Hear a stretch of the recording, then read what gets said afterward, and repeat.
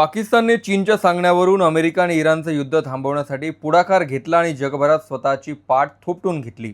Donald Trump यांनीही जाहीर केलं की आमचे प्रतिनिधी इस्लामाबादला चर्चेसाठी जात आहेत, तर इराणने सांगितलं की आम्ही चर्चेसाठी तयार आहोत आणि तोपर्यंत कोणतेही हल्ले केले जाणार नाहीत। या चर्चेला इराणला तयार करण्यासाठी शहबाज शरीफ यांनी सांगितलं की लेबनॉनचाही या चर्चेत समावेश असेल आणि करार झाल्यानंतर लेबनॉनमधले हल्लेही थांबवले जातील। पण ज्या इस्रायलकडून लेबनॉनमध्ये हल्ले सुरू आहेत त्या इस्रायलचा या चर्चेत कोणताही सहभाग नव्हता, तर अमेरिकेला वेगळंच सांगितलं की लेबनॉन या चर्चेचा भाग नसेल। इस्लामाबादमध्ये भेट झाल्यानंतर 21 तास चर्चा झाली आणि जे अपेक्षित होतं तेच घडलं। पाकिस्तानने दोन्ही देशांना वेगवेगळं सांगून एकत्र बोलावलं आणि मॅरेथॉन बैठकीनंतरही अमेरिकन आणि इराणच्या शिष्टमंडळाला कोणताही करार न करताच परत जावं लागलं। इस्रायलने पाकिस्तानला एक धोरणात्मक देश म्हणून मान्यता देण्यासाठी नकार दिल्यानंतर ही चर्चा कितपत यशस्वी होईल ही शंका होतीच आणि अखेर जे व्हायचं तेच झालं। इराण आणि अमेरिका यांची इकडे चर्चा सुरू असताना अमेरिकेने तिकडे समुद्रात युद्धनौकाही तैनात केल्यात आणि हल्ले वाढणं अपेक्षित आहे। पण पाकिस्तानची मध्यस्थी नेमकी फेल का झाली आणि इस्लामाबादमध्ये नेमकं काय घडलं तेच मी या व्हिडिओत सांगणार आहे। पाकिस्तान युद्ध थांबवण्यासाठी मध्यस्थी करणार अशी चर्चा झाल्यानंतर हे पाकिस्तानचं मोठं यश आहे तर भारताचं अपयश असं भारतात मानलं गेलं। पण त्यानंतर परराष्ट्र मंत्री एस जयशंकर यांनी सर्वपक्षीय बैठकीत एक वक्तव्य केलं होतं की भारत हा पाकिस्तान सारखा ब्रोकर देश नाही।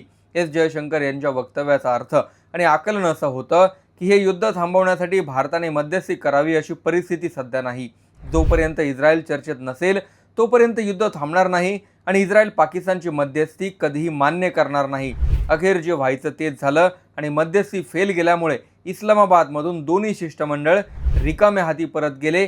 पाकिस्तानच्या पदरी निराशा पडली। इराण आणि अमेरिका चर्चेसाठी इस्लामाबादला जाणार असतानाच इस्रायलचे पंतप्रधान बेंजामिन नेतन्याहू जगासमोर आले आणि त्यांनी एक नकाशा दाखवला।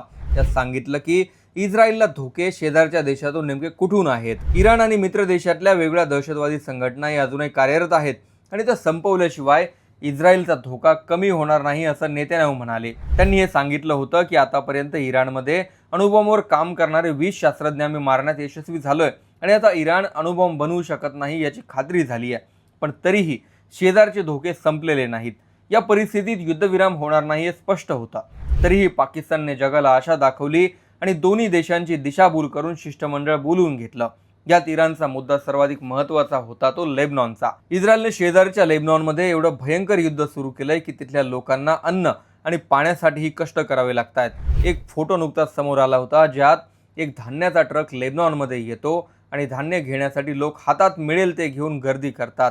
लेबनॉनची राजधानी बैरूत सारख्या भागात एवढे हल्ले होत आहेत की लोकांना आरोग्य सुविधा आणि दवाखान्यात जाऊन उपचार सुद्धा मिळत नाहीयेत।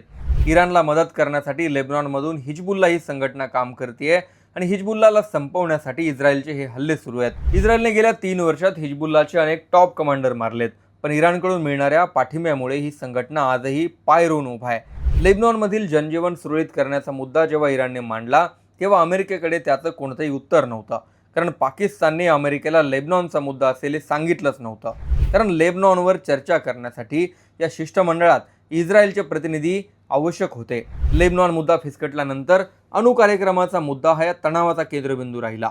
इराणचं म्हणणं आहे की आमचा अणु कार्यक्रम पूर्णपणे नागरी वापरासाठी आहे, तर अमेरिकेचं म्हणणं आहे की इराणचा अणु कार्यक्रम संपूर्ण जगासाठी धोका आहे। यावरूनच जे आर्थिक निर्बंध इराणवर लादलेत त्यात सूट देण्याची तेहरानची मागणी आहे। मात्र अमेरिकेने थेट सांगितलं की आधी अटी पाळा आणि मग सवलती मिळवा।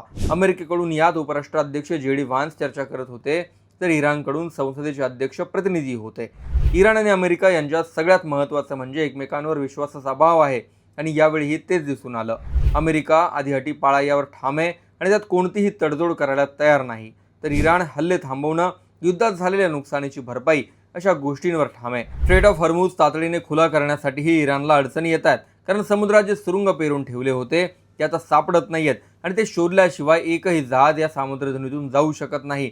डोनाल्ड ट्रम्प यांनी अजून या चर्चेवर भाष्य केलेलं नाही, मात्र JD व्हान्स यांनी सांगितलंय की ही चर्चा अपयशी ठरल्यामुळे अमेरिकेपेक्षा इराणचं जास्त नुकसान आहे आणि आम्ही इथून कोणताही तोडगा न काढताच परत जातोय। अमेरिका आणि इराण यांच्यातलं युद्ध आता अजून तीव्र रूप धारण करणं अपेक्षित आहे, कारण अमेरिकेच्या युद्धनौका हॉर्मुझच्या आसपास दाखल झाल्यात। या युद्धनौकांना दूर ढकलतानाचे काही व्हिडिओ सुद्धा इराणने शेअर केलेत। पाकिस्तानच्या मध्यस्थीची या निमित्ताने पहिल्याच फेरीत हवा निघाली आहे। या घडामोडीवर तुमचं मत कमेंटमध्ये जरूर लिहा.